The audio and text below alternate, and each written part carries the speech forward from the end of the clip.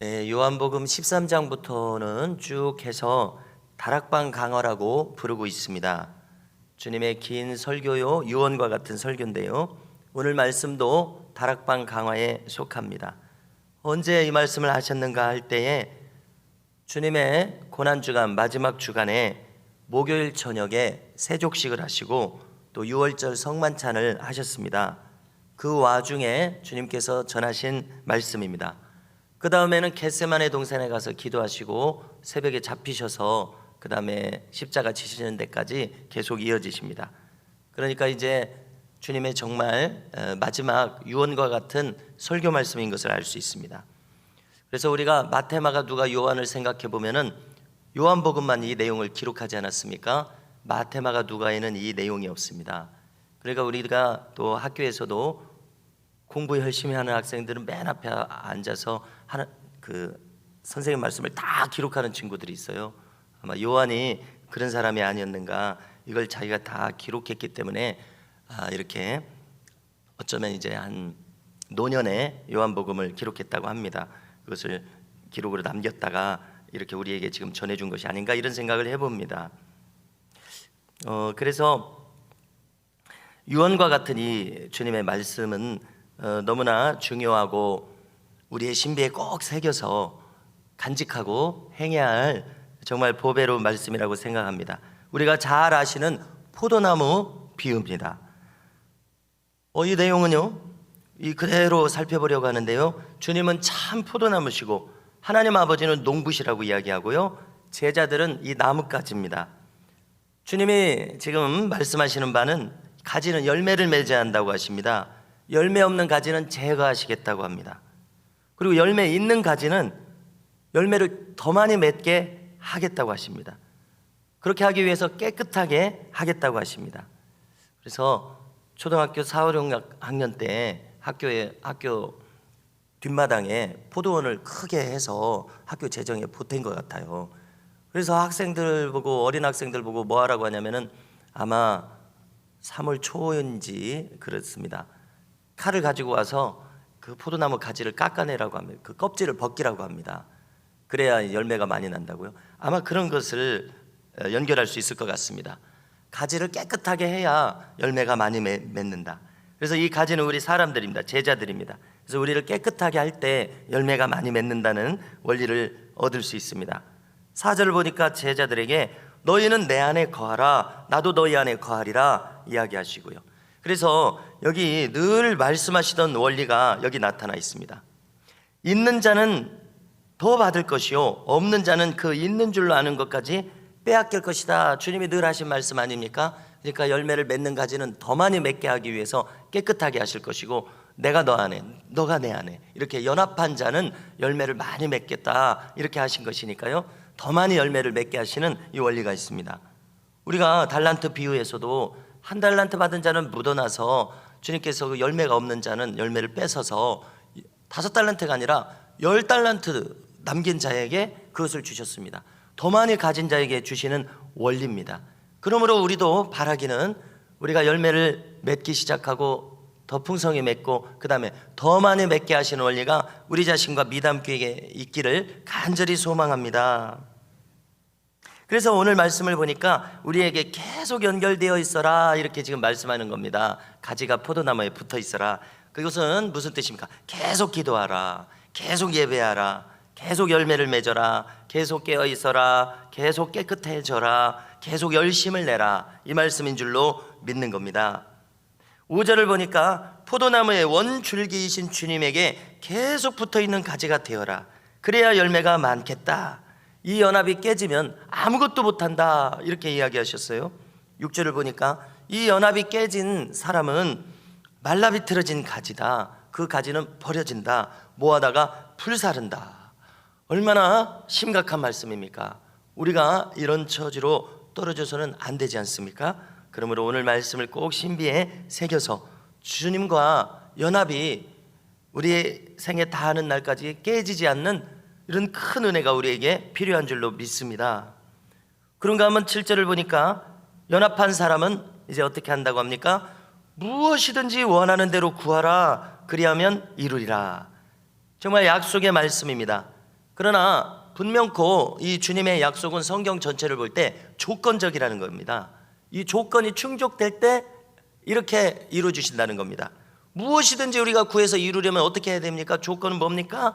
주님과 연합해 있어야 합니다. 연합한 자만 구하는 대로 이루어 주시는 이런 관계가 됩니다. 떠오르는 인물이 조지 뮬러입니다. 자, 그의 전기를 조금 살펴봤는데 그는 불량 청소년이었습니다. 아주 나쁜 녀석이었어요. 그러나 기도회에 가서 은혜를 받으니까 어떻게 됐습니까? 완전히 새 사람이 돼서 주님과 연합한 사람이 돼서, 그래서 이제 영국으로 건너가 가지고 독일 사람인데 영국 가서 선교사가 돼서 자기는 이 고아들을 돌봐야 되겠다 해가지고 어떻게 했습니까?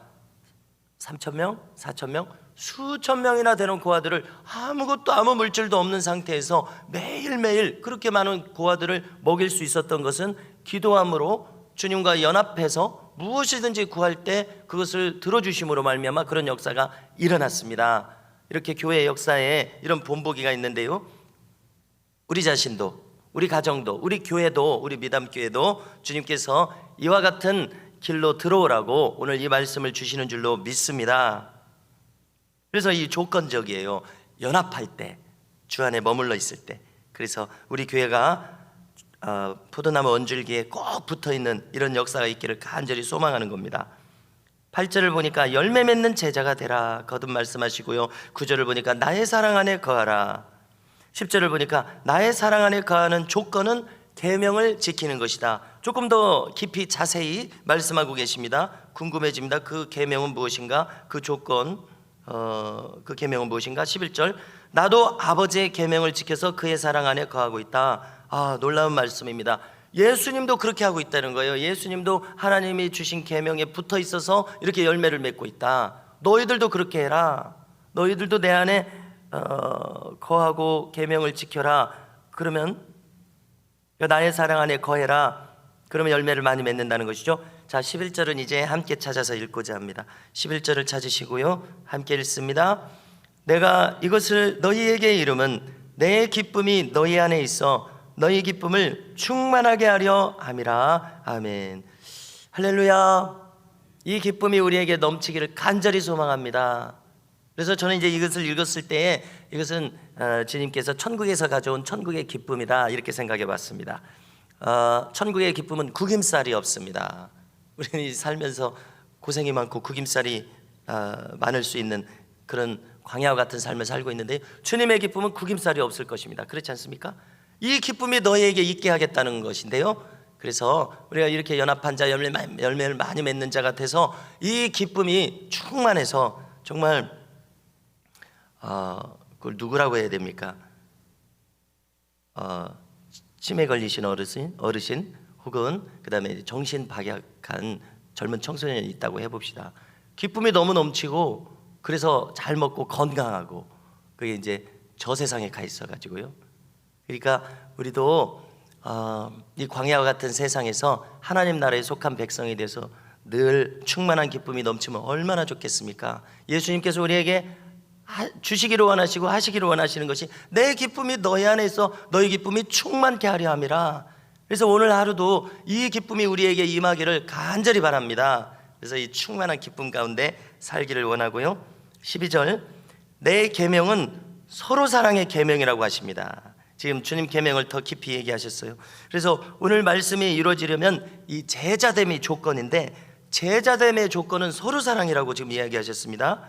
그러므로 우리는 이 지체의 연합을 이루는 교회가 되어야겠다는 것을 생각하게 됩니다. 이런 교회가 되어야 되겠습니다. 지체의 연합을 이루는 교회요. 15절, 이제부터는 종이라 하지 않고 친구라 하시겠다고 합니다. 자, 종은 어떤 사람입니까? 주인이 하는 말을 몰라요. 그냥 명령만 받아요. 그러나 친구는 뭔지를 알게 하겠다고 하십니다. 우리가 이 관계로 우리를 이끌겠다는 것이고요. 16절, 내가 주를 택한 것이 아니라 주님이 나를 택하셨다고 하십니다. 자, 얼마나 굉장한 말씀입니까? 이 자리에 있는 우리 모두 한 사람 한 사람은 주님이 택하신 백성인 줄로 믿는데요, 자, 내가 주님 내 발로 주님 앞에 온 것 같지만 주님이 고르고 택하셔서 우리가 이 자리에 있다는 말씀 아닙니까? 그래서 너무나 놀랍고 너무나 감사하고 너무나 다행인 이런 말씀입니다. 자, 우리가 택한 백성으로 이 자리에 와 있다는 이 정체감을 붙드실 수 있기를 바랍니다. 이것을 명심해야 되겠습니다. 17절에서는 다시 한번 서로 사랑을 강조하십니다. 자, 열매, 지속, 연합, 제자됨, 친구됨의 조건이 뭐냐? 서로 사랑이라는 것인데요. 자, 정말 우리 주님의 약속이 언제나 조건적이라는 것을 생각할 때 서로 사랑의 계명을 지켜라. 이것을 우리의 신비에 새겨야 되겠습니다. 어제 우리가 돌파를 해야 되겠다. 돌파를 해야 될 필요성을, 왜냐하면 돌파를 했을 때 남은 인생은 그 전의 인생과 달라집니다. 그리고 돌파가 그 시점에 꼭 필요해요. 돌파의 방법은 야복강나루에서 야곱이 자기 모든 것을 걸고 축복하지 않으면 내가 놓지 않겠습니다. 이렇게 밤새 기도하면서 그렇게 간절히 생명을 다해서 구하는 그것이 돌파의 방법이었습니다. 그러므로 우리는 주님의 놀라운 이 축복을 받기 위해서 서로 사랑의 조건이 우리에게 이루어지기 위해서는 이런 돌파가 필요합니다. 그러면 우리가 간절히 매달리는 것이 필요한 것을 깨닫습니다. 그래서 서로 사랑의 이 돌파가 우리 미담교회에 있기를 간절히 소망합니다. 그래서 성도 여러분, 오늘 이 포도나무 비유는 주님의 유언적인 설교였습니다. 우리의 신비에 새겨서 남은 인생 이 말씀을 이루며 사는 놀라운 은혜가 우리 모두에게 임하기를 주님의 이름으로 축원합니다.